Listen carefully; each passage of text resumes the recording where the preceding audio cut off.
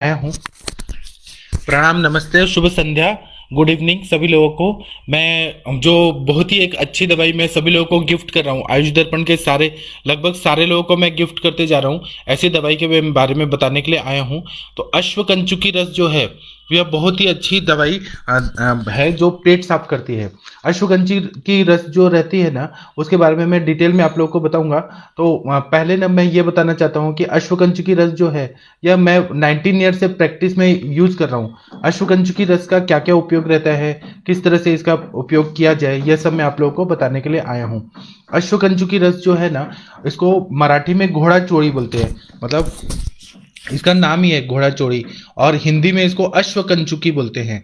अश्वकंचुकी रस जो है ना, उसके बारे में संस्कृत में ऐसा श्लोक में बताया है, रस चंडांशु नाम के बुक में, कि रसम विषम गंधकम गंधक तालकम ही कटु त्रिकम वै त्रिफला समेतम सटंकणम वै जयपाल बीजम समर्दितम भृंग रसेन पश्चात मृदु प्रमाणा गुटिका विदेया संसेविदा षड्यनुपान योग ही।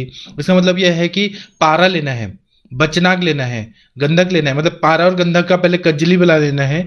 फिर उसके बाद में बचनाग लेना है, वत्सनाग बचनाग जो रहता है वह लेना है। हरताल लेना है, टंकनसार लेना है, और जमाल गोटा लेना है। जमाल गोटा का जो बीज होता है, जेपाल बीज, वह लेना है। यह एक एक भाग लेना है सारा। फिर त्रिकटु लेना है, त्रिफला लेना है, या तीन तीन भाग लेना है। त्रिफला और त्रिकटु तीन तीन भाग लेना है। और फिर इसको ना भृंगराज रस का, मतलब जो भृंगराज का स्वरस होता है उसकी भावना दे देनी है। और फिर मूंग दाल जो रहता है, मूंग, अक्खा मूंग बिना छिलका निकाला हुआ, उतना बराबर इसकी गोलियां बना देनी है। और ऐसा बताया जाता है कि भृंगराज की 21 भावना अगर दे दिया जाए तो यह बहुत ही अच्छा एकदम श्रेष्ठ दवाई बन जाता है। तो जो ये भृंगराज के रस से ना, ये बहुत ही ज्यादा सारक बन जाता है। और इसमें जेपाल बीज है, तो ये सारक है, पेट अच्छे से साफ करता है।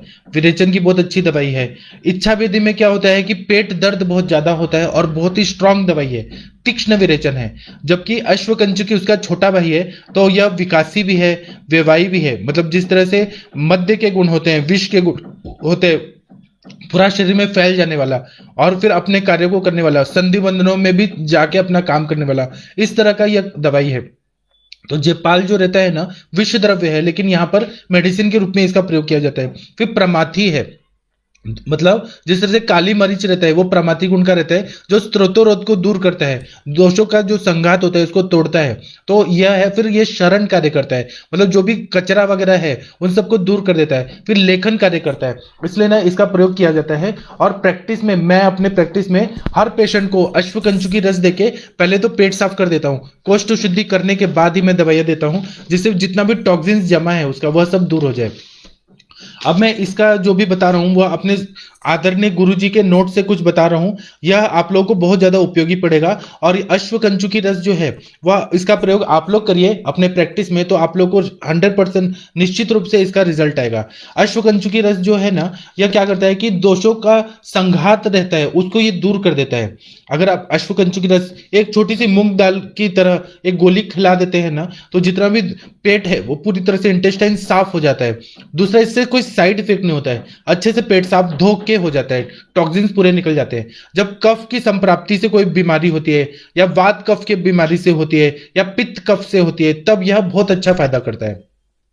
जो लोग ना ठंडे प्रदेश में रहते हैं, आनुप प्रदेश में रहने वाली जो भी व्याधियां रहती है, श्वास कास वगैरह, उन सब में ये बहुत ज्यादा उपयोगी पड़ता है। अश्वकंचुकी रस किसको नहीं देना चाहिए वो सबसे पहले इंपॉर्टेंट मैं बता देता हूं। तो गर्भिणी स्त्री को बिल्कुल भी नहीं दिए दीजिए। अगर गर्भिणी स्त्री को आपने अश्वकंचुकी रस जैसे विरेचक दवाई दिया, तो उसको ना ये शुरू हो जाएगा, लेबर पेन शुरू हो जाएगा, और आवी शुरू हो जाएगा। लेबर पेन शुरू होने से उसको मिस कैरेज या एबॉर्शन होने का डर रहता है, इसलिए गर्भिणी स्त्री को बिल्कुल नहीं देना है।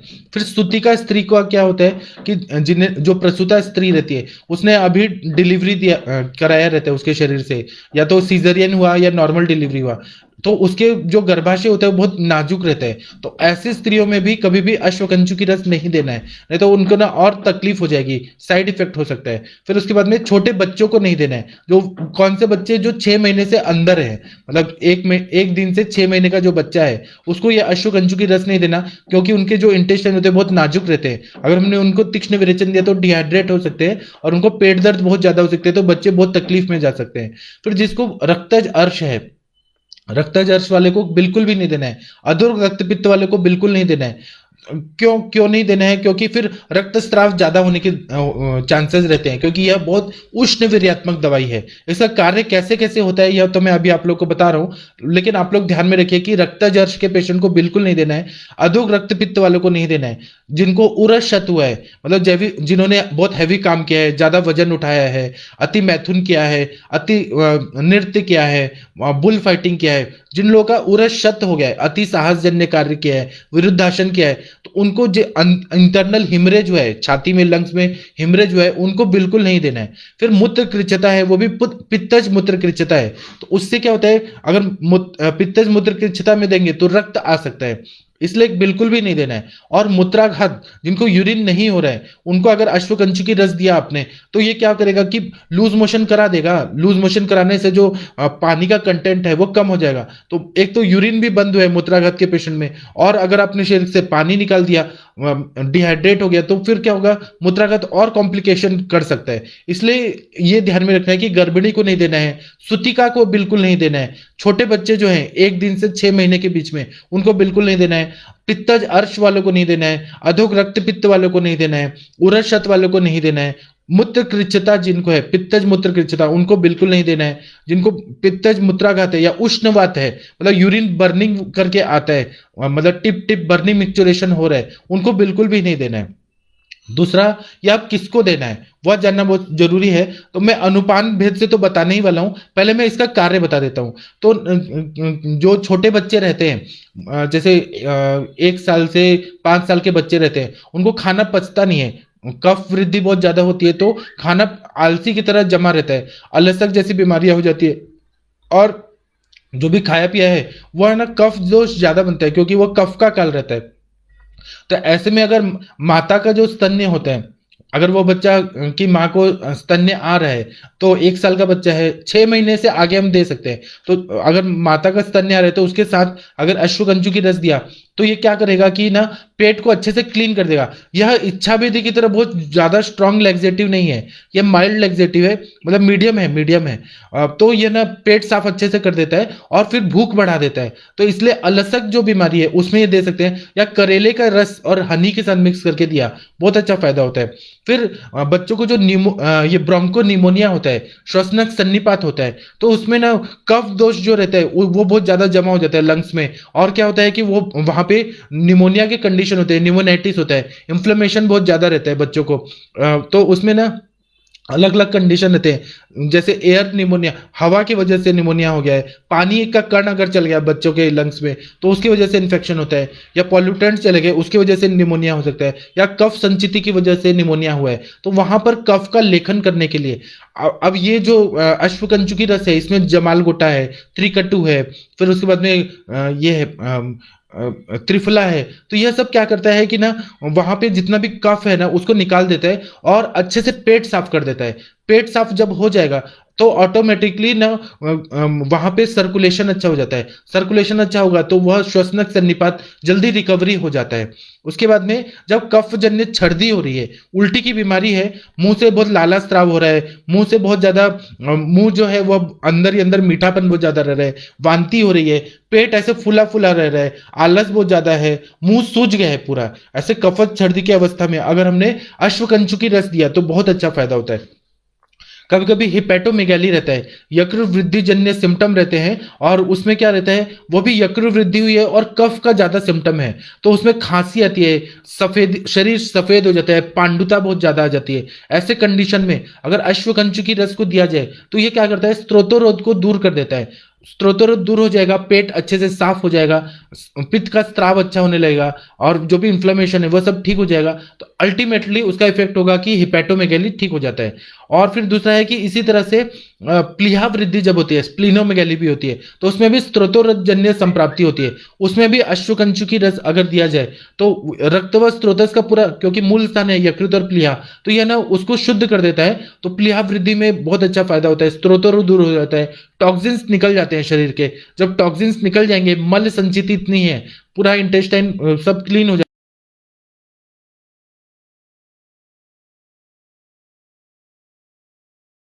मतलब देहरादून से लेके कन्याकुमारी के सारे आयुष दर्पण के वैद्य लोगों को गिफ्ट के रूप में अश्वगंज की रस भेजा।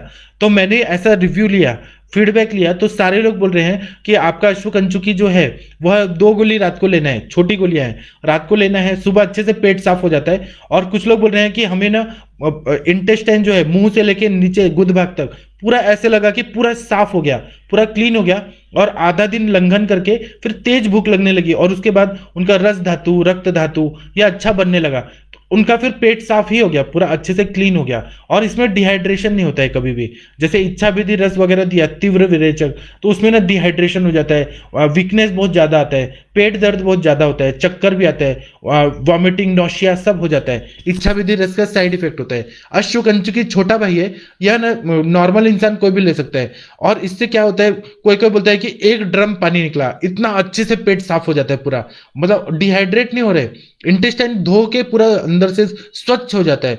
आप लोगों ने कभी ये किया है क्या, पोस्टमार्टम? पोस्टमार्टम जब करते हैं ना, तो हम लोग ऐसे कैंची से काटते हैं इंटेस्टाइन, तो उसमें जो अंदर लेयर रहते हैं, मल का लेयर पूरा चिपका चिपका रहता है इंटेस्टाइन में। तो उसकी वजह से बहुत सारी बीमारियां होती है, जैसे कोरोनरी आर्टरीज में ब्लॉकेज हो रहा है, यकृत वृद्धि हो रही है, प्लीहा वृद्धि हो रही है, आंव पड़ रहा है, दुनिया भर की बीमारी होती है। क्योंकि मल का एक लेयर जो रहता है स्मॉल इंटेस्टाइन लार्ज इंटेस्टाइन में चिपका रहता है, वो साफ नहीं होता है।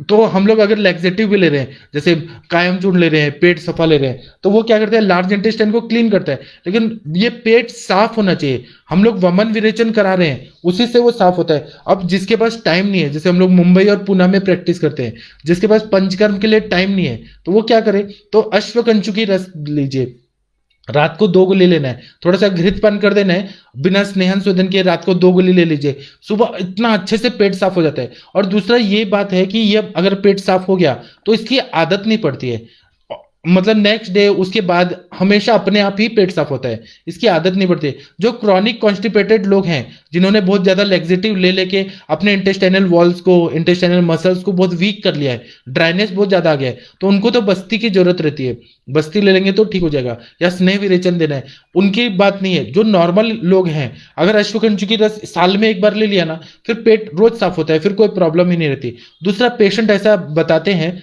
फीडबैक देते हैं कि अश्वकंचुकी रस ले लिया तो पेट इतने अच्छे से साफ हो जाता है कि ना हृदय लगता है कि शुद्ध हो गया है, मतलब अंदर से फीलिंग अच्छी आती है, हार्ट का पंपिंग अच्छा हो जाता है, मन प्रसन्न हो जाता है। क्योंकि जितना भी विष है, सेंद्रिय विष शरीर में जमा है, वह पूरा सेलुलर लेवल तक सब पूरा शरीर में ऐसे जमा रहता है। और ये अश्वकंचुकी दवाई है, विकासी है, ऐसी दवाइयां है ना, दवाई इसमें डाली है, जेपाल वगैरह, तो और भृंगराज की 21 भावनाएं, तो ये क्या करता है कि पूरा अच्छे से सेलुलर एक एक सेल को साफ कर देता है। इसको मतलब आप लोग रात को 10 बजे तक ले लेंगे, 10-11 बजे तक, तो सुबह 6 बजे आपका पेट साफ होगा। और उतना टाइम में ये पूरा कोष्ठ में घूमेगा और पूरा एक एक सेल से पूरा कचरा निकाल निकाल के लाता है, और फिर वो अच्छे से साफ होता है। 3 बार जाना पड़ता है मोशन को। पहली बार ना मल निकलता है, पूरा काला काला मल निकलता है, दूसरी बार ना पानी और पित्त निकलता है, तीसरी बार थोड़ा स्वच्छ पानी निकलता है। 3 बार हो गया, उसके बाद में आप लेमन जूस पी लीजिए, खट्टा खट्टा 2 नींबू डालिए, 1 चम्मच डालिए और पी लीजिए, एकदम इमीडिएटली बंद होता है। बहुत सारे लोगों को तो नींबू पीने की भी जरूरत नहीं पड़ती, अपने आप भी बंद हो जाता है। इसलिए ना अश्वकंचुकी रस जो है, अभी क्या है, जैसे आप लोगों ने त्रिफला लिया या पेट सफा लिया या फिर कोई भी और फ्लैक्स सीड लिए, कोई भी चीज लिया, लैक्सेटिव लिया जो चूर्ण के फॉर्म में आता है, या त्रिवित लियम लिया, वह सब का अलग अलग काम रहता है। वो लोग ना बस पेट साफ करते हैं वो दवाइयां, लेकिन यह क्या करता है कि धो के साफ करता है। साबुन से नहाना और ऐसे नहाना, इसमें फर्क होता है। तो ये ना साबुन से जैसे क्लीनिंग होती है, वो भी बिना स्नेह शोधन, उस तरह से क्लीन कर देता है, पूरा आंव को पचा के पूरा निकाल देता है। इसलिए अश्वकंचुकी रस आप लोग को, जिसको जिसको चाहिए, आप लोग मुझसे बात करिए, मुझसे कांटेक्ट करिए, मैं आप लोगों को गिफ्ट दूंगा। आप लोगों को ने इतना अच्छा फायदा होगा, आप लोग भी इसके फैन हो जाएंगे। ये इतना अच्छा दवाई है।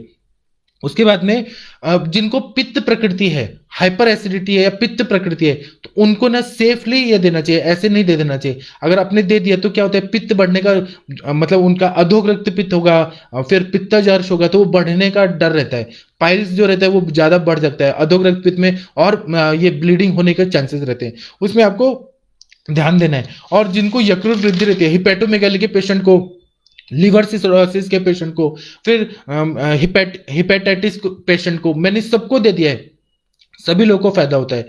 जिन लोगों का ये क्या होता है कि यकृत वृद्धि जब ज्यादा हो जाती है, हेपेटोमेगाली होती है, तो जंतु संसर्ग होने से ना एब्सेस फॉर्मेशन होने लगता है, जिसको लिवर एब्सेस बोलते हैं। तो उसमें क्या होता है कि वो ना बहुत ज्यादा सड़न जैसा पैदा होने लगता है लीवर में। और उसके बाद में संग्रहणी का भी अगर उपचार नहीं किया गया, क्रॉनिक संग्रहणी का रोग है, तो उसमें भी ना यकृत वृद्धि वृद्धि विद्रति होने का चांसेस रहता है, लिवर एब्सेस होने का चांसेस रहता है। उसमें भी पूरा कचरा निकालना है और पूरा एब्सेस का पस वगैरह निकालना है, यकृत को शुद्ध करना है। तो उसमें हम आरोग्यवर्धनी वगैरह दे रहे हैं, लेकिन हमें क्लीनिंग करना बहुत जरूरी होता है। जब तक क्लीन नहीं होगा इंटेस्टाइन और लीवर, तो तब तक वो जल्दी फायदा नहीं होगा, क्योर करना हार्ड जाएगा। इसलिए ना अश्वगंजु की रस आप 2 गोली दे दीजिए या 1 गोली दे दीजिए, पेट अच्छे से साफ होगा, तब आरोग्यवर्धनी या कालमेघ चूर्ण, कुटकी चूर्ण, ऐसे ताम्र भस्म, ये सब देंगे तो जल्दी रिकवरी हो जाता है। तो ये जिस तरह से बांध का पानी होता है, बांध का पानी अगर सड़ा हुआ पानी है, बांध में डैम में पानी सड़ा हुआ है, तो अगर आपने गेट खोल दिया तो पूरा गंदा पानी बह जाता है, फिर उसके बाद में अच्छा पानी को स्टोर कर सकते हैं। उसी तरह से शरीर का सारा कचरा निकालना है हमें।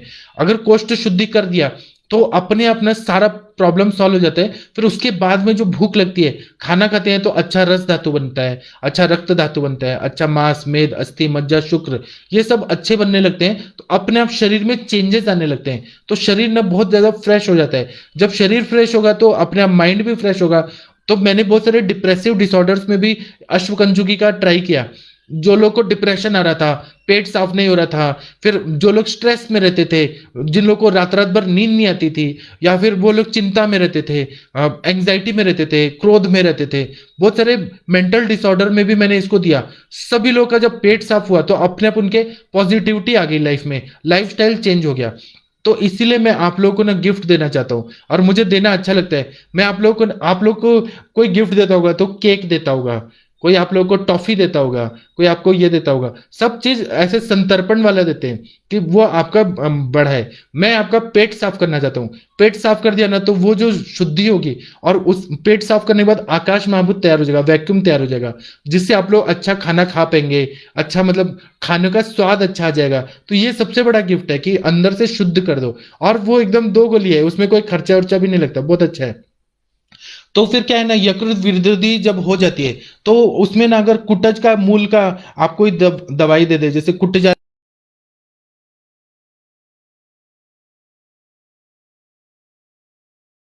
हो जाता है, कभी कभी यकृत तालोदर हो जाता है, मतलब हेपेटोमेगाली हो गया और उदर रोग भी हो गया, प्लीहोदर हो जाता है। कफ प्रधान अगर रहे तो उसमें संघात को निकालना है, जो लीन दोष हैं उनको निकालना है, उसमें भी अश्वकंच की रस दिया तो बहुत अच्छा फायदा होता है।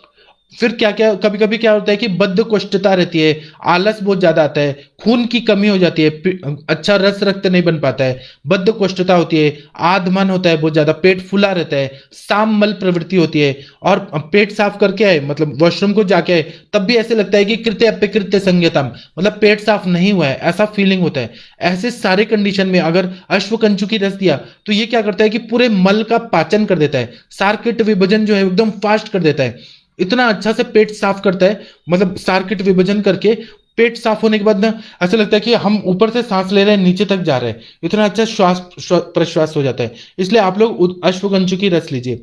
फिर ना पेट में कभी कभी स्वेलिंग आती है, उदर शोथ होता है, खून की कमी हो जाती है, पुराना बुखार होता है, मतलब ऐसा फीवर आता है जो बहुत दिनों तक है, 2 2 3 3 साल तक। एक तो मेरे पास आज पेशेंट आई थी, तो उनको 13 साल से फीवर है, तो मैंने उनको अश्वगंजुकी से ही स्टार्ट किया, जो धातु में बहुत ज्यादा लीन हो गया है और रुक्षता बहुत ज्यादा आ गई है, पित्त बहुत ज्यादा प्रकोपित है। तो वैसे सारे कंडीशन में अगर अश्वगंजुकी रस दिया ना तो बहुत अच्छा फायदा होता है। फिर कभी कभी मिट्टी खाने का बच्चों का आदत रहता है, मिट्टी खाने की वजह से कृमि रोग हो जाता है, पेट में कीड़े पड़ जाते हैं, उसमें भी अश्वगंजुकी रस दिया ना तो जितना भी मिट्टी से स्त्रोतोरध हुआ है, सारे चैनल्स जो भरे हैं रस और रक्त के, रक्तवत स्त्रोतस के, वह सारे खुल जाते हैं, और जो कृमि भी है वह भी मर जाते हैं, मलबद्धता भी वो ठीक हो जाती है। किसी किसी लोगों को ना बहुत ज्यादा स्निग्ध चीज खाने की आदत होती है, जैसे तेल में बनाए हुए पकोड़े बहुत ज्यादा खाएंगे, वड़ा पाव खाएंगे, उसके बाद में पूरी बहुत खाएंगे, और बहुत ज्यादा तेल वाला चीज खाते हैं, स्निग्ध पदार्थ और गुरु पदार्थ खाते हैं, और उनके अग्नि उतना काम नहीं कर रही है। और लॉकडाउन के पीरियड में यह प्रॉब्लम बहुत ज्यादा बढ़ गया है कि लोग खाना वही खा रहे हैं लेकिन एक्सरसाइज फिजिकल वर्क कम हो रहा है, तो इसकी वजह से पेट फूल रहा है उन लोगों का, अफारा बहुत ज्यादा हो रहा है, हार्ट के प्रॉब्लम हो रहे हैं, डिप्रेशन आ रहा है बहुत ज्यादा, खाना पचेगा नहीं, अच्छा रस और रक्त मिलेगा नहीं तो डिप्रेशन आना जरूरी है, वो हो ही जाएगा। पेट साफ नहीं होता, लोगों का लाइफस्टाइल पूरा चेंज हो गया है लॉकडाउन की वजह से, रात को लेट तक सोना और सुबह लेट उठना, क्योंकि वो उतना काम हो नहीं रहा है। फिर जब पैसे की कमी हो रही है तो फिर मतलब उतना बिजनेस चल नहीं रहा है, तो लोग ना डिप्रेशन में रहते हैं, और उसका यह पित्त धरा कला सब मज्जा धरा कला, जितना डिप्रेशन हैगा उतना पाचन क्रिया विकृत हो रही है। ऐसे सारे कंडीशन में लोग तो डॉक्टर के पास जा रहे हैं, लेकिन अगर अश्वकंचु की रस से हमने क्लीन कर दिया पूरा अंदर से, पूरा फूड पाइप, फिर stomach, duodenum, small intestine, large intestine, यकृत, प्लीहा, ये सब अगर किडनी, ये सब अगर फिल्टर होके पूरा साफ हो गया तो फिर अपने आप सारी बीमारी का जड़ ही निकाल दिया हमने। जैसे पेड़ होता है, पेड़ का जड़ हमने काट दिया तो पेड़ सूख जाता है, उसी तरह से बीमारी का जड़ जो है वो पेट है। पचन क्रिया विकृत होना, मल की संचिति होना, अग्नि का मांद्य होना, यह सब, और पेट भरा भरा रहता है मल से, वो भी साम मल रहता है, आधा कच्चा आधा पक्का ऐसे जमा रहता है, वो जितना भी कचरा है वो साफ कर दिया। जैसे मोदी जी ने स्वच्छ भारत मिशन किया था कि पूरा भारत को साफ करना है और वहां पे लोग शौचालय वगैरह बनाए गए, तो इसी तरह से अश्वगंज की रस हर पेशेंट को दिया तो अपने आप क्लीन हो जाता है पूरा शरीर, और फिर ना उससे कांति बढ़ती है, फिर उसके बाद में अच्छा रस धातु बनता है, रक्त धातु, तो विचार अच्छे आते हैं, और बहुत सारी बीमारी जो रहती है वो सब ठीक हो जाती है। जिसको जैसे यूरिया बढ़ा हुआ है, किडनी फेलियर के पेशेंट को क्रिएटिनिन बढ़ा हुआ है, तो उनका बॉडी का अमोनिया बढ़ा हुआ है, हमें वो सब कचरा निकालना है जो अनवांटेड चीजें हैं। या पैरों में स्वेलिंग बहुत ज्यादा हो गई है, एक्स्ट्रा सेलुलर फ्लूइड बहुत हो गया है शरीर में, या फिर कफ दोष जमा है पूरा लंग्स में जिसकी वजह से श्वास का ऐसा प्रॉब्लम हो रहा है, या फिर कोई फ्लूइड जमा है, असाइटिस हुआ है, या फिर प्लूरेसी हुआ है, या पेरिकार्डाइटिस हुआ है, या ब्रेन में पानी जमा है, कोई भी तरह का जो एक्स्ट्रा अनवांटेड चीज है उसको निकालना है, और ऐसा दवाई चाहिए जो तकलीफ ना दे, तो उसमें अश्वकंचुकी रस सबसे सेफेस्ट दवाई है और बहुत अच्छा फायदा करता है। फिर ये भी है कि बहुत ज्यादा अगर किडनी फेलियर है और किडनी श्रिंक हो गई है तो ये अश्वकंचुकी रस बार बार नहीं देना है, एक बार दे दिया ठीक है। और हार्ट डिजीज है और बहुत ज्यादा बीपी वगैरह बढ़ रहा है और मतलब अरिथमिया वगैरह है तो उसमें भी नहीं देना है, उसको प्रिकॉशन के साथ अगर डॉक्टर एक्सपर्ट है तब देना चाहिए, ऐसे ही नहीं देना है। उसके बाद में कभी कभी क्या होता है कि मध्यम कोष्ठस्थ शूल रहता है, आम का संचिति रहता है, बद्ध कोष्ठता में शूल रहता है, मतलब पेट ना ऐसा भरा भरा रहता है, और आम की संचिति होती है, एयर जो रहता है वो पास नहीं हो पाता, तो पेट हमेशा ऐसा फुला फुला रहता है, हार्ट के साइड में भी ऐसा लगता है अशुद्धि है, हार्ट में भी ऐसा जमा जमा रहता है। फिर कुछ लोगों को ना बैठे रहने की आदत रहती है, फिजिकल वर्क नहीं करना, बैठे रहना है, स्निग्ध अन्न बहुत ज्यादा खाते हैं, मल की संचिति बहुत ज्यादा हो रही है, पेरिस्टाल्सिस मूवमेंट जो है, मल जो पूरा सरण क्रिया है वो वीक हो गई है बहुत ज्यादा, तो उसकी वजह से क्या होता है कि रस का शोषण अच्छे से नहीं होता, आहार रस जो है वो अच्छे से नहीं बनता, इनको व्याधि नहीं है, ये व्याधि से मतलब ये लोग ठीक है लेकिन रस का शोषण नहीं हो रहा है, तो इसकी वजह से जितने भी सप्त धातु है उनका पोषण नहीं होता, मतलब रस धातु अच्छा नहीं बनेगा, रक्त धातु अच्छा नहीं बनेगा, रस रक्त मांस मेद अस्थि मज्जा शुक्र, इनफर्टिलिटी के भी कंडीशन आ रहे हैं ऐसे सब में। और फिर क्या होता है पेशेंट अब कृश हो जाता है, पेट बढ़ जाता है और शरीर पतला हो जाता है, सारे हाथ पांव सूखने लगते हैं, और फिर इनफर्टिलिटी आता है, मतलब वो नपुंसकता टाइप, क्लैब्यता टाइप, ऐसे सारी कंडीशन आते हैं, वो भी पेट की वजह से होता है। तो वहां पे अश्वकंचु की रस अगर दिया तो पेट साफ हो जाएगा, और फिर अपने आप रस रक्त मांस मेद अस्थि मज्जा शुक्र ये अच्छा बनने लगेगा, तो पेशेंट को बहुत अच्छा लगता है। फिर कफज गुल्म जब रहता है, कफ प्रधान कफ गुल्म रहता है, उसमें भी यह अगर अश्वगंजु की रस दिया तो बहुत अच्छा फायदा होता है, दोष संघात को तोड़ देता है और फिर वो गुल्म ठीक हो जाता है। वातज गुल्म में नहीं देना चाहिए क्योंकि अगर हमने अश्वगंजु की रस दिया तो वायु का प्रकोप होने का चांसेस रहता है। फिर पिच्छा त्वचा जो रहती है इंटेस्टाइन के वॉल्स में, जो म्यूकोजल मेम्ब्रेन रहती है उसमें ना कफ संचिति बहुत ज्यादा रहती है, उसकी वजह से क्या होता है कि मल अच्छे से नहीं पास हो पाता, मल का पचन नहीं हो पाता, तो एक जो म्यूकोजल डिफॉर्मिटी रहती है मतलब खराब जो पिच्छा त्वचा है, सब म्यूकोजल मेम्ब्रेन जो कचरा के रूप में जमा है इंटेस्टाइन में, उसको साफ करने के लिए अश्वगंजु की रस बहुत अच्छा काम करता है।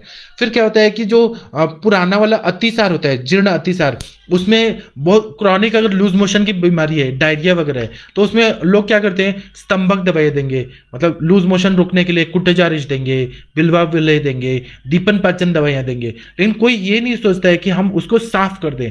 अगर साफ कर देंगे तो बीमारी का जड़ ही निकल जाएगा। उसमें अश्वगंजु की रस दिया तो जो भी लीन दोष है, बहुत ज्यादा अंदर डीपली सैचुरेटेड दोष है इंटेस्टाइन में, वह साफ हो जाएंगे ना जीर्ण पक्वातिसार में, तो अपने आप ही वो बीमारी ठीक हो जाएगा। उसके बाद में इसको ना अल्सरेटिव कोलाइटिस में नहीं देना है, क्योंकि जिसमें अल्सर हो गया है, बहुत कोलोन में अल्सर हो गया है, उसमें अगर हमने ये अश्वगंजु की रस दिया, या फिर ये हो गया जीर्ण संग्रहणी का व्रण है, या फिर क्रॉन्स डिजीज है, उसमें ये नहीं देना है, क्योंकि ये गर्म दवाई है, इससे और अल्सरेशन बढ़ने के चांसेस रहते हैं। फिर अपतंत्रक और अपतानक नाम की बीमारियां रहती है, वात वृद्धि बहुत ज्यादा हुई है और कोष्ठ में मल संचिति बहुत ज्यादा हुई है। इतना ज्यादा मल संचिति होती है कि वात का प्रकोप हो जाता है, कटु अवस्थापद विकृत हुआ रहता है और शोष्य मान्य वहनी भी विकृत हुई रहती है। इसकी वजह से यह अस्थि धरा कला साहेब, पुरुष धरा कला, यह अस्थि धरा कला, उसमें भी इसका बहुत ज्यादा फायदा होता है।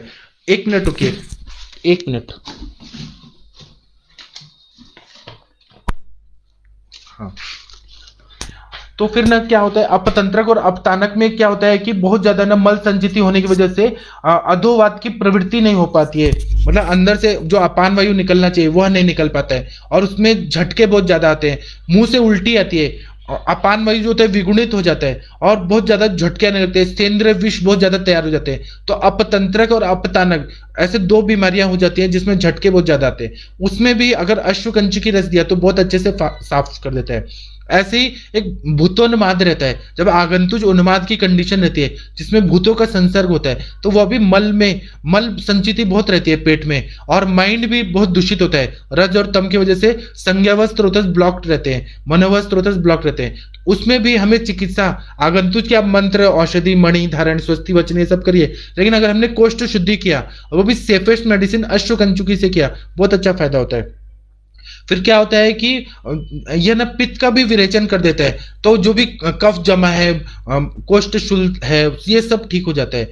अब क्या होता है, कभी कभी बीपी बढ़ा हुआ रहता है, तो बहुत सारे वृद्ध वैद्य जो रहते हैं ना, बीपी के पेशेंट को, हाइपरटेंशन के पेशेंट को चंद्रप्रभा वटी और आरोग्यवर्धिनी वटी देते हैं, क्रॉनिक अवस्था में देते हैं, उससे बीपी कंट्रोल हो जाता है, क्योंकि चंद्रप्रभा ये है डायूरेटिक है, यूरिन निकालता है, आरोग्यवर्धिनी रक्तवात स्रोतस में काम करता है, और यकृत प्लीहा का कार्य अच्छा करता है, सार्किट विभाजन अच्छा करता है, तो बीपी में फायदा होता है। यह आप कंटिन्यू दे सकते हैं, मतलब एक एक मंडल दे के ब्रेक करके, फिर एक मंडल दे के, फिर ब्रेक करके दे सकते हैं, तो ये इस बीपी के लिए बहुत अच्छा फायदा होता है। लेकिन अगर आपने अश्वगंजु की रस दिया, अदरक के रस के साथ और मध के साथ दिया, तो यह ना अच्छे से पेट साफ कर देगा, और फिर रक्त दाब जो है वो बीपी भी कंट्रोल हो जाता है, क्योंकि कोष्ठ शुद्धि हो जाएगी ना, तो ब्लड प्रेशर जो बढ़ रहा है वह पूरी तरह से ठीक हो जाता है। इसको युक्ति पूर्वक ही यूज करना है। उसी बात में यकृत के विकार जब रहते हैं, लीवर का फंक्शन अच्छा नहीं हो रहा है, तो बहुत सारे ना अशुद्धि ज्यादा बढ़ रही है शरीर में, और वो अशुद्धि जो रहती है वो मल मूत्र और ये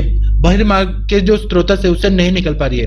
उस दिन हमारे गुरुजी ने एक कॉन्सेप्ट बताया था, आप लोगों को याद होगा कि नहीं, लेकिन मैं बताता हूँ कि फंगल इन्फेक्शन वगैरह रहते हैं, स्किन डिसऑर्डर रहते हैं, तो सर जी ने ये बताया था कि जो शरीर है वह अगर अशुद्धि नहीं निकल पा रही है, जैसे मल मूत्र से नहीं निकल पा रही है, तो शरीर अपना रास्ता खुद ढूंढती है, तो वो स्किन की तरफ से वो निकलने लगता है, वो सारा अशुद्धि निकलने लगता है, इसी को स्किन डिसऑर्डर बोलते हैं। तो इसमें हमें विरेचन देना जरूरी होता है, तो इसीलिए फंगल इन्फेक्शन वगैरह उसमें कोष्ठ शुद्धि होना जरूरी है, इसीलिए कुष्ठ रोग में हम लोग विरेचन चिकित्सा देते हैं। तो ये अश्वगंजु की रस दिया तो बहुत अच्छा फायदा होता है।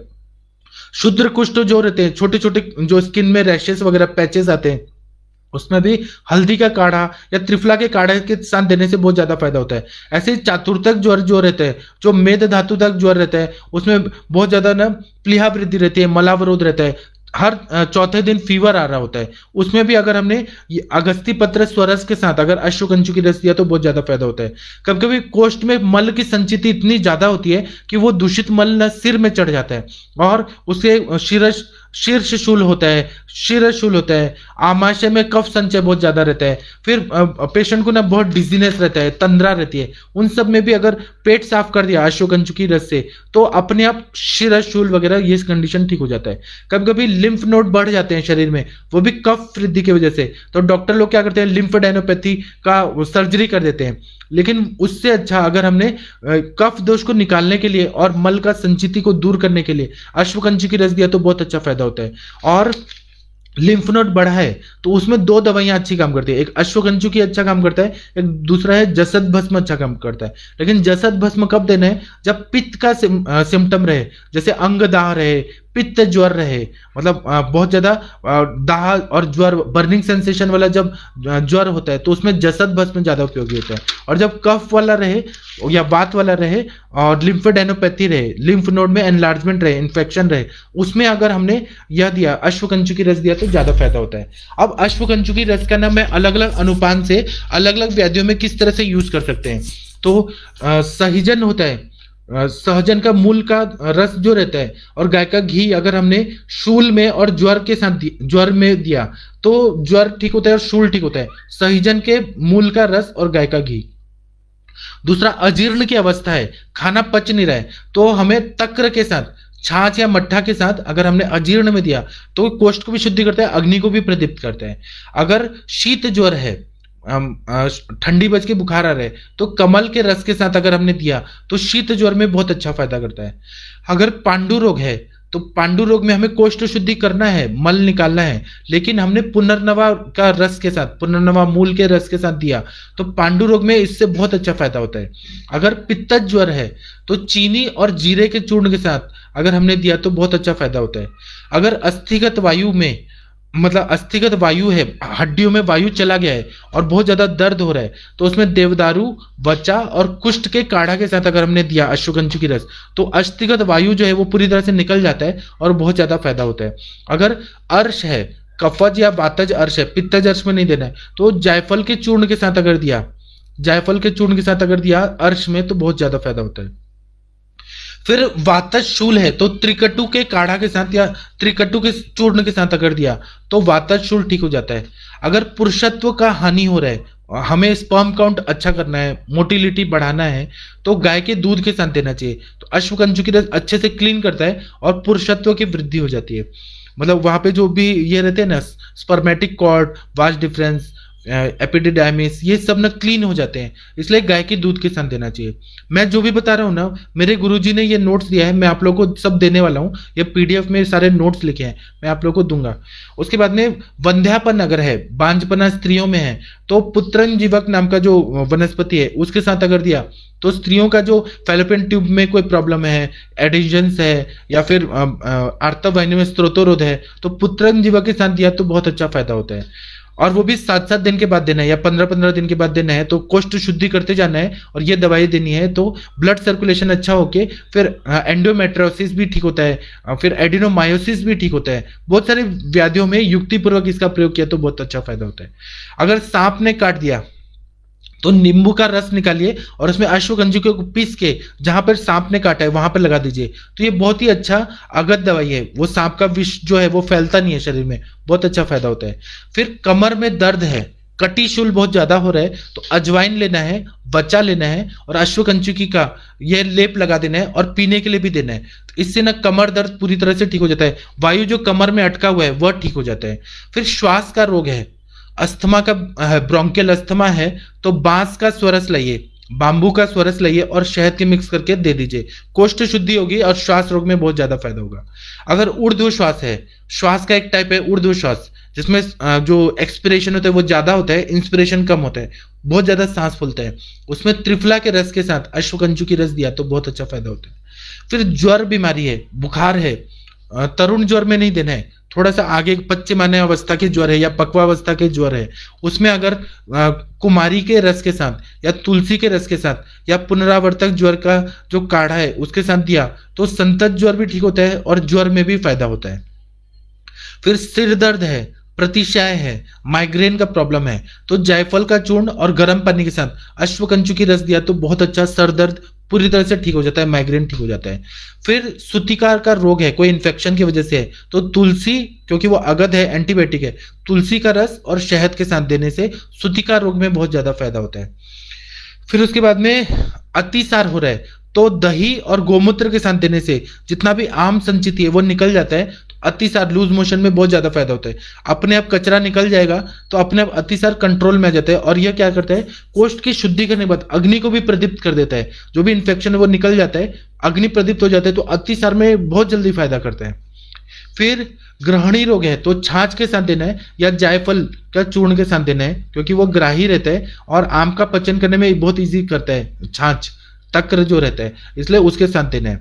फिर अग्निमांद्य है, तो कर्मर्द होता है या कसौंधी होता है, और सुहागा मतलब जो टंकन रहता है उसका जो सुहागा के साथ, टंकन क्षार के साथ दिया जाए, अग्निमांद्य में बहुत ज्यादा फायदा करता है।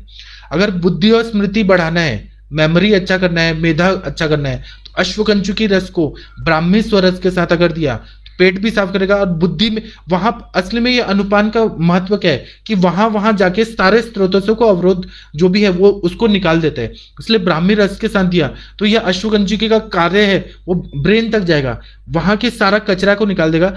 उसके बाद जब पेट साफ हो जाएगा, अल्टीमेटली ना ब्रेन का सर्कुलेशन अच्छा हो जाएगा और फिर ना अपना मेधा, बुद्धि, स्मृति, धैर्य ये सब बढ़ जाएगा।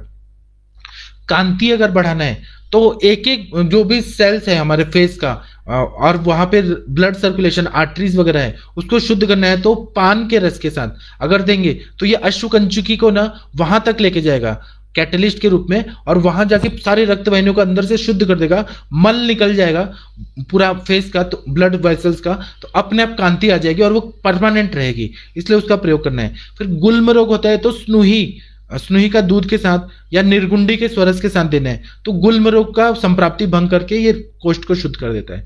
सान्निपातिक ज्वर रहता है, तो अजवाइन का चूर्ण और अदरक के साथ प्रयोग करने से बहुत ज्यादा फायदा करता है। वात व्याधि है, तो भांग के जड़ के स्वरस लेना है, अजमोदा लेना है, त्रिफला, अश्वगंधा को शहद में मिक्स करके देना है, तो जो वायु रुका हुआ है, मतलब वायु का परिसंचरण नहीं हो रहा और पेन हो रहा है, ऑस्टियोआर्थराइटिस हुआ, आमवात हुआ, उसमें अश्वकंचुकी रस दिया ना तो वायु का शमन हो जाता है।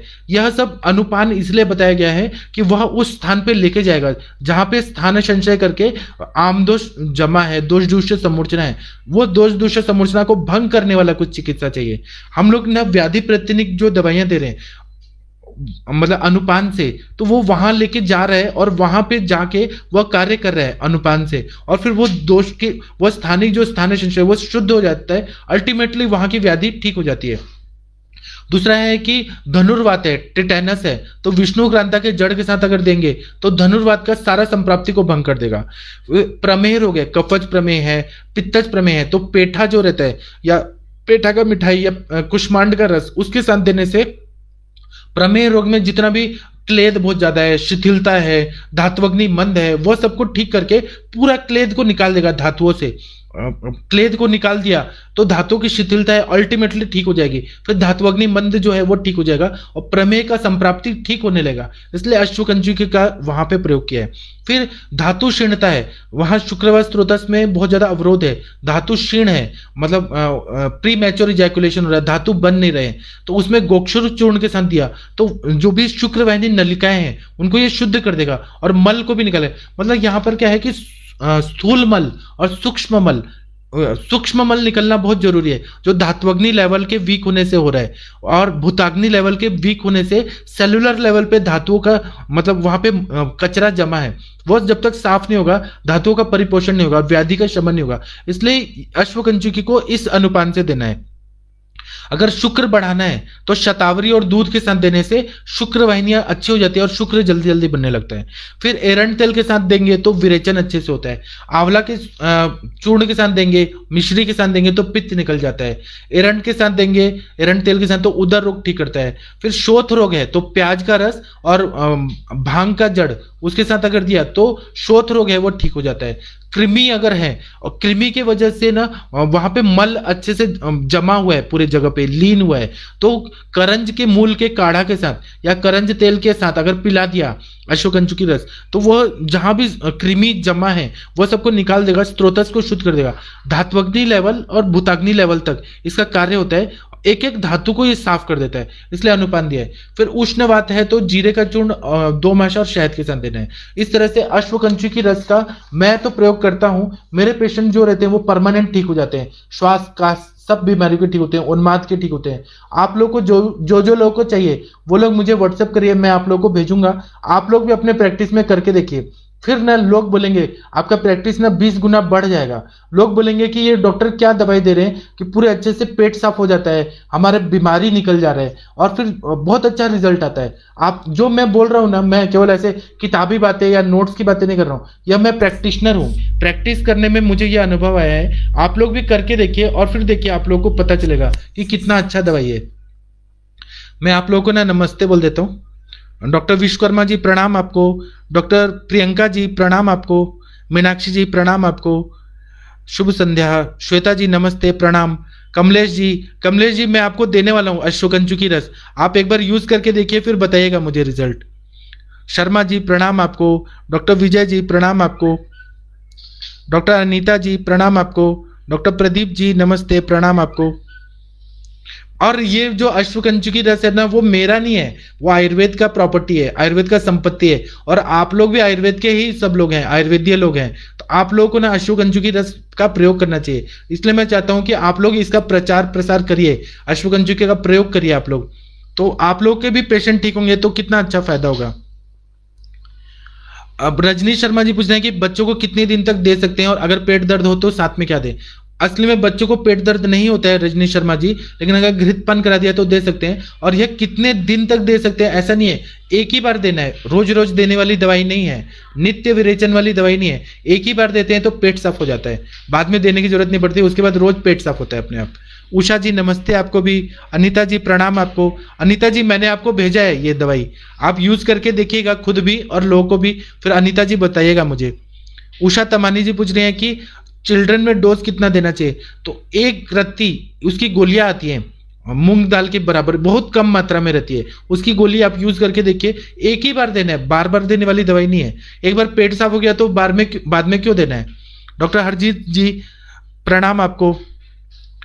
राजनीश शर्मा जी बोल रहे हैं पेट दर्द हो रहा है तो क्या दे। पेट दर्द नहीं होता है, अश्वकंचुकी जो मैं बता रहा हूं उससे पेट दर्द नहीं हो रहा है। अगर हो रहा है तो घृतपान करा दीजिए, एक दिन पहले पूर्व कर्म के रूप में घृतपान करा दीजिए, पेट दर्द नहीं होता है। अगर पेट दर्द हो रहा है तो नींबू का शरबत पिला दीजिए, पेट दर्द ठीक हो जाता है। मेरी दवाई से कभी भी पेट दर्द नहीं होता है। डॉक्टर लीलाधर साहू जी, मैं आपको ना डॉक्टर लीलाधर जी मैं आपको ये अश्वगंजू की रस दूंगा, मुझे एड्रेस दीजिएगा, मैं भेज दूंगा आपको। डॉक्टर राजकुमार जी प्रणाम आपको। डॉक्टर अर्चना जी मैं आपको भी देने वाला हूँ, मेरे पे भरोसा रखिए, मैं देने वाला हूँ। श्रीजा जी पूछ रहे हैं एनी प्रोग्राम रिक्वायर्ड फॉर विरेचन विद अश्वगंजुकी रस dose can be given like normal laxative. Yes, इसमें पूर्व कर्म में थोड़ा सा घृत पिला दीजिए, रात के खाने में घृत पिला दीजिए और एक छोटी गोली दे दीजिए, अच्छे से पेट साफ हो जाता है। पूरा स्नेहन स्वेदन करने की जरूरत नहीं है, स्नेहन स्वेदन करने का टाइम सब लोगों के पास नहीं होता है। हम लोग बोलते हैं कि पंचकर्म करना चाहिए, पंचकर्म सब लोग उतना टाइम नहीं दे सकते कि रोज आएंगे स्नेहन स्वेदन करेंगे, 1 घंटा टाइम देंगे, फिर घृत पान करेंगे, फिर उसके बाद में संसर्जन क्रम करेंगे, फिर उसमें नियम पालेंगे, ऐसा सब लोग नहीं कर सकते। तो यह ना ओपीडी लेवल पे देने के लिए दवाई है, अच्छा रिजल्ट आता है, आप लोग भी लीजिए। अंशिका जी पूछ रही हैं कि हॉट वाटर और कोल्ड, नॉर्मल वाटर से देना है तो फायदा होता है। उषा जी प्रणाम आपको। उषा जी मैं आपको ना अश्वगंजू की रस दूंगा, आप प्रयोग करके देखिए, आपको बहुत फायदा होगा, आपके पेशेंट को बहुत फायदा होगा। शैलेश गुप्ता जी प्रणाम आपको। डॉक्टर अर्चना जी बोल रही हैं कि इसके लेने के पहले घृतपान मस्ट है क्या। अगर ले लिया तो सेफ रहता है कि इंटेस्टाइन सॉफ्ट हो जाता है, इंटेस्टाइन में लुब्रिकेशन हो जाता है, फिर ले लिया तो पेट दर्द नहीं होता है, ऐसे भी नहीं होता है। डॉक्टर राजकुमार जी व्हाट्सअप जी मैं देने वाला हूँ व्हाट्सएप का नंबर। आकांक्षा जी हाँ, असली में मैं ना, आपने ग्रेट गिफ्ट कहा, ये सच में मुझे ऐसे लगता है कि ऐसा गिफ्ट होना चाहिए कि हम पेशेंट का सारा टॉक्सिन्स निकाल रहे हैं। अगर पेशेंट का टॉक्सिन्स निकाल रहे हैं, पेट साफ कर रहे हैं, इससे बड़ा गिफ्ट क्या हो सकता है। उसका शरीर अच्छा हो रहा है, साफ सफाई हो रहा है, इससे बड़ा गिफ्ट क्या होता है। डॉक्टर रंजीत जी प्रणाम आपको। डॉक्टर शक्ति सोनी जी प्रणाम आपको। मैं आप लोगों को ना ऐसे ऐसे बहुत सारी दवाइयां देने वाला हूं जो आप लोग यूज करिए तो आप लोगों को फायदा होगा। दिनेश कुमार जी प्रणाम आपको। डॉक्टर शक्ति सोनी जी बोल रहे हैं कि ग्रदेशी जन्य विबंध में भी दे सकते हैं। हाँ, आप जिसको कॉन्स्टिपेशन नहीं है उनको भी दे दीजिए, बहुत अच्छा फायदा होता है। डॉक्टर विजय जी प्रणाम आपको। डॉक्टर वैशाली जी प्रणाम आपको। रीना शर्मा जी प्रणाम आपको। डॉक्टर वैशाली जी, उन्माद चिकित्सा की वीडियो, उन्माद चिकित्सा की वीडियो तो मेरे इसमें फेसबुक में है ना, फेसबुक आयुष दर्पण में। रूपाली जी प्रणाम आपको। डॉक्टर शिवदत्त जी प्रणाम आपको। डॉक्टर राकेश जी प्रणाम आपको। डॉक्टर अस्मिता जी प्रणाम आपको। डॉक्टर शशिकांत जी प्रणाम आपको। जो लोग व्हाट्सएप ग्रुप में ऐड करना चाहते हैं ना, वो लोग को ना कोई फॉर्म भरना होगा, गूगल फॉर्म भर दीजिए और उसमें फिर करके आप लोग ऑटोमेटिकली ज्वाइन हो करा दिए जाएंगे। मैं एडमिन नहीं हूँ, मुझे उसका प्रोसीजर नहीं पता है। आप लोग को गूगल फॉर्म लेना पड़ेगा वैद्य नवीन जोशी सर जी से, उनसे आप लेके फिर आ जाइए। इंटरेक्टिव सेशन में आप लोगों को फिर आने का अनुमति मिल जाएगा। Doctor Vandana Pathak ji thank you. Doctor Jagpal Singh ji प्रणाम आपको। डॉक्टर कुसुम पांडे जी, कुसुम पांडे जी मैं आपके लिए भी अश्वगंजु की रस भेज रहा हूँ, आप लेके देखिएगा फिर मुझे बताइएगा कि आपको कैसा लगा। डॉक्टर अस्मिता जी प्रणाम आपको। डॉक्टर योगेश जी प्रणाम आपको। डॉक्टर वैद्य अवंतिका सिंह जी, मैंने अवंतिका सिंह जी आपको भेजा है, मेरा गिफ्ट आपको मिलने वाला है 1-2 दिन में, फिर मुझे बताइएगा इसका रिजल्ट। डॉक्टर ज्योति जी प्रणाम आपको। डॉक्टर राकेश जी प्रणाम आपको। डॉक्टर विनीता जी प्रणाम आपको। डॉक्टर नारायण जी प्रणाम आपको। डॉक्टर पंकज जी प्रणाम आपको। डॉक्टर श्वेता जी, पीडीएफ पीडीएफ मैं सबको शेयर करने वाला हूँ, आप लोग बस आते रहिए, मेरे से जुड़े रहिए, मैं सब शेयर करने वाला हूँ। डॉक्टर शशिकांत जी प्रणाम आपको। डॉक्टर लीलाधर साहू जी प्रणाम आपको। डॉक्टर पंकज जी पूछ रहे हैं कि constipation with itching in anal region, कफ प्रकृति पुरुष। कॉन्स्टिपेशन है ना, तो ऐसे कुछ लेक्सेटिव दे दीजिए, जब लेक्सेटिव देंगे तो अपने आप पेट साफ हो जाएगा, तो ईचिंग ठीक हो जाएगा। डॉक्टर प्रमोद तिवारी जी पूछ रहे हैं कि घृत कितनी मात्रा में देना है। जितना आप दे सकते हैं, 4 चम्मच 5 चम्मच इतना दे दीजिए, तो फिर वो अच्छे से स्नेहन हो जाता है। इस ये क्या है कि डेली रूटीन में पेट साफ करने की दवाई है, इसके लिए पूरा स्नेहपान करना, फिर पूर्व कर्म करके स्नेहन स्वेदन करके लेने वाला दवाई नहीं है। ये ऐसे भी ले सकते हैं, और वैसे लेना है तो वैसे भी ले सकते हैं, दोनों तरह से लिया जा सकता है। डॉक्टर अर्चना जी प्रणाम आपको। डॉक्टर राकेश जी प्रणाम आपको। डॉक्टर उषा जी प्रणाम आपको। बॉडी स्टिफनेस में क्या अनुपान होगा? बॉडी स्टिफनेस में है तो अनुपान अगर अश्वगंजु के का देना है तो निर्गुंडी स्वरस है, दशमूल काढ़ा है, वात शामक जितने द्रव्य हैं वो दे सकते हैं। डॉक्टर ज्योति जी बोल रही हैं कौन सी फार्मेसी का ले। अब मेरे को पता नहीं है फार्मेसी का, मैं अपना देने वाला हूं तो आपको फायदा होगा। डॉक्टर उषा जी पूछ रही हैं कि ओल्ड सेंड व्हाट्सएप नंबर। मुझे समझ नहीं है उषा जी क्या बोल रही हैं। कुसुम पांडे जी प्रणाम आपको। Doctor Shweta ji thank you आपको। तो असली में आप लोग ना, जितने लोग हैं ना, मैं आप लोगों को अपना मानता हूँ, जितना मैं अपने भाई बहन अपने सगे संबंधियों को मानता हूँ, उतना मैं आप लोगों को अपना मानता हूँ। इसलिए ना, अगर मैं दूंगा जो भी गिफ्ट दूंगा तो मेरा कुछ कमी नहीं होगा, मेरा ना बढ़ जाएगा। मैं आप लोगों का ना अच्छा सोच रहा हूँ, इसलिए मैं खुद अपनी खुशी से दे रहा हूँ, कोई जबरदस्ती तो नहीं है कि मैंने ये बात तो खुद बोली है ओपनली कि मैं देने वाला हूँ। तो आप लोग ना मुझे बताइएगा, मैं आप लोगों को भेज दूंगा। जिन लोगों को भी मैंने दिया है, 100 से ज्यादा लोगों को मैंने गिफ्ट दिया है, सभी लोगों का पॉजिटिव रिस्पॉन्स आया है। तो आप लोग जो जो चाहते हैं मुझे बताइएगा, मैं दे दूंगा। डॉक्टर गंगवार जी प्रणाम आपको। मैं अभी लेक्चर बंद करता हूं, हम लोग 9:15 बजे इंटरेक्टिव सेशन में मिलने वाले हैं। उस टाइम पे हम लोग बहुत अच्छे से डिस्कस करेंगे, एक व्याधि लेंगे और आप लोग अपने अपने अनुभव बताइए, जिसको पूरी दुनिया देखेगी। और पूरे इंडिया के वैद्य लोग को स्वागत है इंटरेक्टिव सेशन में, आ जाइए कृपया। फिर 9:15 बजे मिलते हैं। प्रणाम।